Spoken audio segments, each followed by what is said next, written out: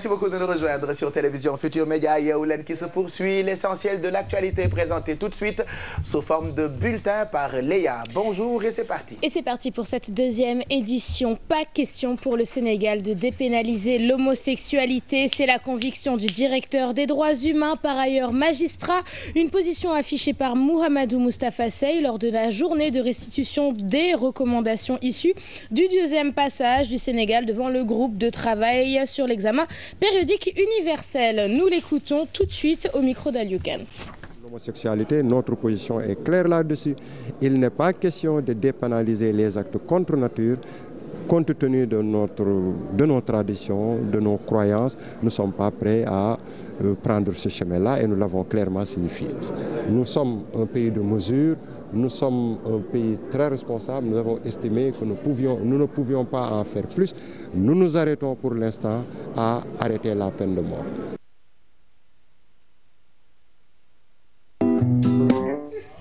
Ce mardi est célébrée la journée mondiale de la métrologie. Le ministre du Commerce, de l'Entrepreneuriat et du secteur informel, Alioune Sarr, préside ce matin l'ouverture de cette journée.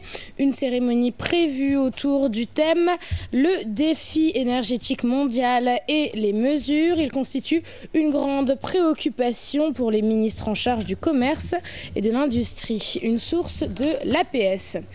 Au Sénégal, les divorces se multiplient. Les jeunes couples sont les plus touchés.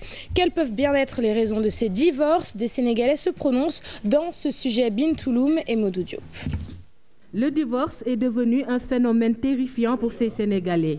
Le taux de divorce explose, surtout chez les jeunes couples. Les causes sont multiples, chacun y va de son commentaire. Avant, on se mariait dans sa propre famille, et ce n'est plus le cas maintenant. C'est ce qui cause les divorces. Les femmes sont trop matérialistes et en plus, elles divorcent pour des raisons banales. Quand on aime quelqu'un, on ne doit pas l'attendre financièrement. Si ton homme n'a pas d'argent, tu dois lui apporter ton aide. Les hommes doivent être plus que tolérants. Nous, les femmes, nous sommes imprévisibles. Pour certains, les femmes d'aujourd'hui sont modernes. Elles ne se fient plus à la tradition. Le mariage n'est plus sacré pour elles. Certaines femmes se marient juste pour de l'argent. Et si elles entrent dans le mariage et qu'elles sont fauchées, elles vont voir ailleurs. Les femmes doivent retourner aux sources, faire comme nos grands-parents qui se mariaient pour le meilleur et pour le pire. Nos mères ont tout subi dans leur mariage et pourtant, elles ont toujours été aux côtés de leur mari. Chaque femme a envie de réussir son mariage. On n'opte pas pour le divorce. Il y a des belles-mères qui sont invivables, mais une femme mariée doit faire avec. Il faut seulement gérer les humeurs. Défaut d'entretien, manque d'amour, problèmes dans la belle famille sont les causes les plus citées. Raison ou pas, en tout cas, le taux de divorce devient à la limite très choquant pour la population. Pour le meilleur et pour le pire, cet adage ne semble pas s'appliquer à tous les couples et l'argent est devenu l'un des facteurs les plus décisifs du mariage entre les femmes qui cherchent un homme riche comme Crésus et celles qui soutiennent leur mari financièrement. C'est un reportage signé Aïssatou Païfal.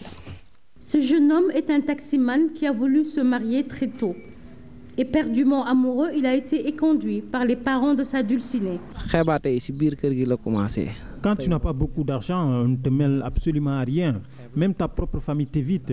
Je suis allé pour discuter avec les parents de la fille. Ils m'ont carrément fait savoir que je ne pouvais pas subvenir à ses besoins.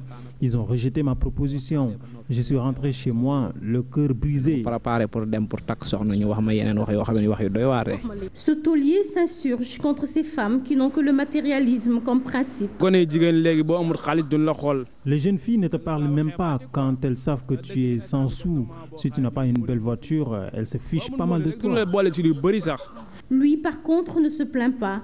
Même si avec son job de mécanicien, il ne peut pas satisfaire tous les désirs de son épouse, celle-ci a toujours été présente dans les moments forts de sa vie. C'est pas parce que la personne a de l'argent, c'est pour cela quand même qu'il ne peut pas y avoir une union.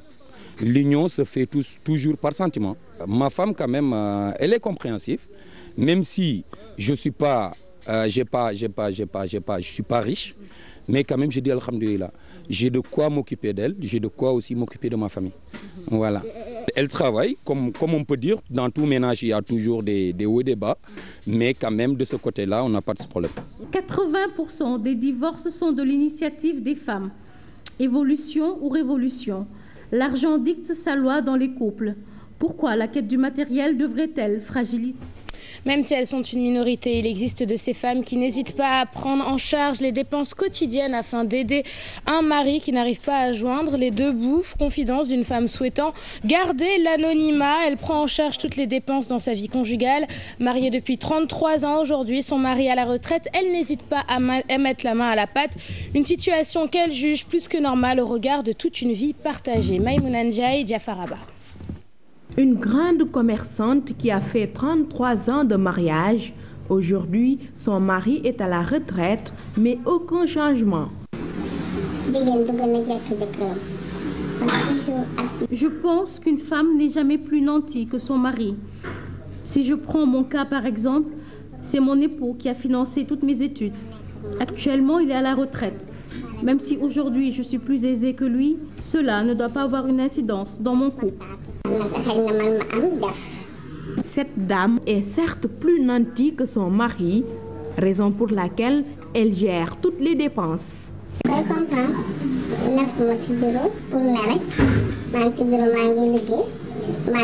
Je suis certes une grande commerçante, mais je pense que c'est mon devoir de seconder mon mari. Je n'ai pas de problème pour cela.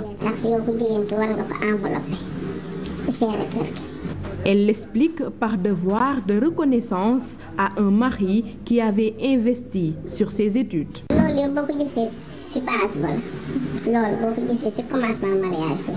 Si aujourd'hui les femmes plus nanties créent des problèmes à leurs époux, c'est parce que tout simplement, il n'y a pas une bonne entente. Et cette relation se cultive dès le début.